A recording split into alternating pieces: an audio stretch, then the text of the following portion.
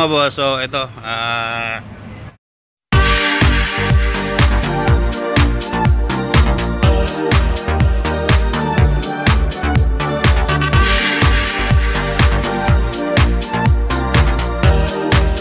so ito yan siya. Yan. So gagawin natin ito mga boss. Yung aircon wiring dito ay binaypass nila yung connection. So nagawa sila ng relay, no? Dito. So na-troubleshoot ko na to kanina mga boss. At nakita ko na yung problema. Gusto ko lang i-share sa inyo. Kasi ang compressor na to ay ECB type. Ngayon, ang ginawa nila, naglagay ng relay. Kumbaga pinalakas nila yung kuryente na galing sa switch, tapos pagdating dito pinalakas nila, naglagay sila ng relay. Ang problema mga boss, yung compressor hindi siya pwedeng tumanggap ng palaging naka-standby yung 12 volts. So ACB type po ito, hindi po ito pure 12 volts, hindi ito magnetic type, no? Kaya ang nangyayari dyan sa kanya, nag-iinit ngayon kasi sinusupplyan nila ng pure 12 volts. Tapos itong wire na ito, ayan, oh. So kinalas ko na rin. So ito, kinalas ko na rin itong wire na to kasi nag-series sila dito papunta naman dito sa auxiliary fan. Ito mga auxiliary fan na to, may mga wire siyang nilagay. Ito yung wire na yun, oh. Ayan.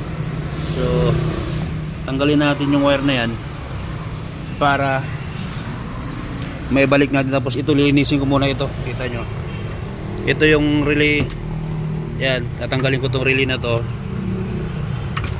Tapos itong wire na ito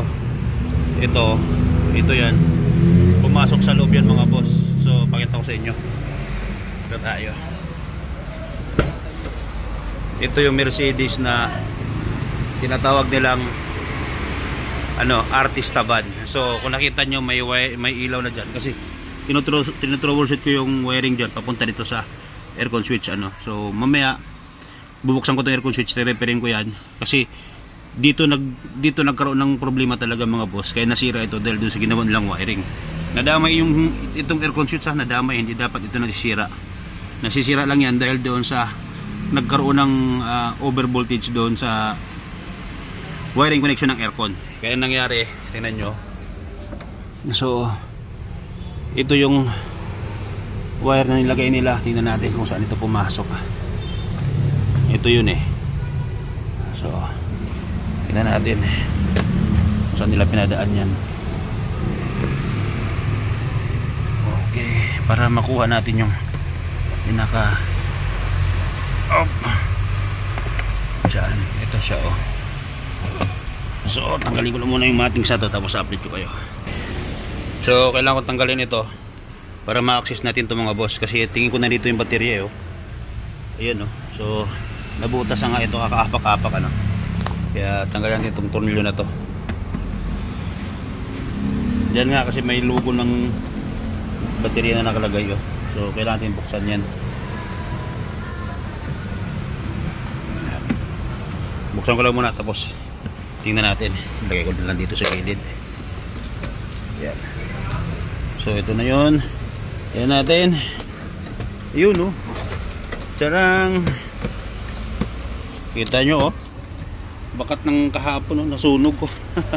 May bakat ng sunog yan mga boss. Yan. Dito ka muna. Titingnan natin. Okay. So ito yung wire nila. Bigyan mo cutter doon. Tapos baybay natin to. Ito yan. Ito. Okay, so pumasok siya dito sa baterya. Daming wire, nakakatakot. Ito may pumutok pa dito, oh. So may pumutok na fuse, pero hindi natin pakialaman to mga boss kasi wala na sa usapan namin yan, no? Ang usapan namin is aircon lang. So yan, hindi na natin yan pakialaman.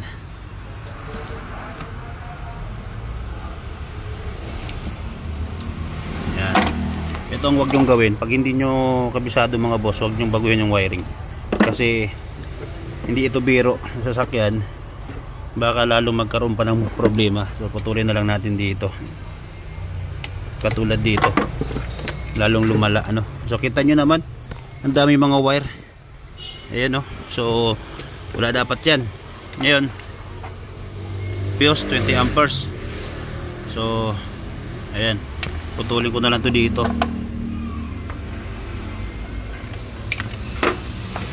Tapos sa target natin sa labas. Ayan natin.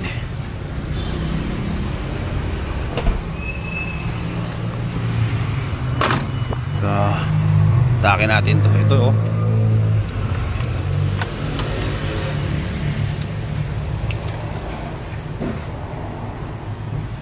Ayan. Ito yan. So tapos tanggalin natin itong ground mamaya. Ngayon itong wire na to, ayan, pumasok siya dito, pupunta siya dito sa compressor.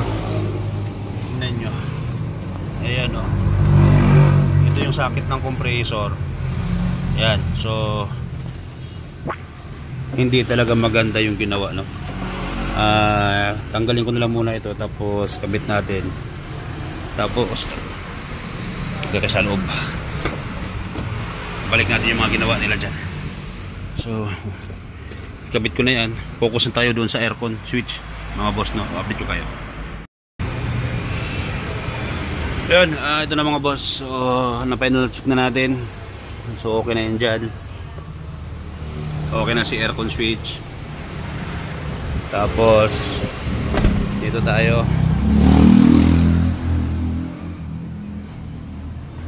Okay na, malinis na. Yung wire nakabalik na sa original. Kung nakikita nyo, wala na naka-osli dito na wire no? Wala nakapataas dito. Okay. Tapos dito sa loob. Ayan. So yung wire na nakalagay dito na galing doon, wala na. So pero itong ibang mga inadapt nila, hindi natin pakialaman yan kasi hindi nga tayong gawa dyan no? So ang pinagawa lang sa atin ay yung system lang ng aircon para magkaroon lamig, para yung uupo doon sa likod. Pakita ko sa inyo ang lawak nito. Ayan oh. So ito yung tinatawag nilang ano, pang artista band daw ito mga boss ano. Pero siyempre isipin mo naman, kaya yan, yan. Balik ko lang muna ito, tapos paandarin na natin, titingnan natin kung okay na ilamig. Ayun, ito na. Paandarin na natin siya no. Titingnan natin kung lalamig. Double check. Okay. Yan. Tanggalin mo yung ano sa ilalim. Okay tayo. Natin. Okay.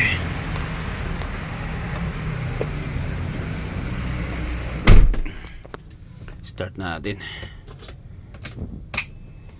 Okay. Off natin yung aircon. Start. Aircon tayo. On natin to. On natin yung sa likod. Ayan. So malamig din sa kagad mga boss. Bawasan natin yung hangin dito. Sobrang lamig sa likuran no? Malakas yung hangin sa likuran. So aray ko. Untog pa. So ito, tanggalin nila yan dyan. So, ito yung mga boss. Yan. So may TV pa dyan ano. Yan. Monitor. Grabe. Tapos walang, may aircon pa siguro to dito sa likod. Okay.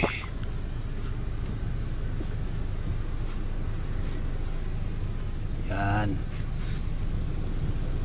Sobrang hina yata yung aircon niya.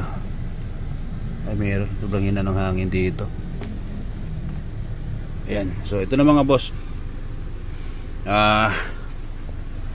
Napalamig na natin. Opa. Makaupo lang muna dito no. Lakasan natin yung sa likod.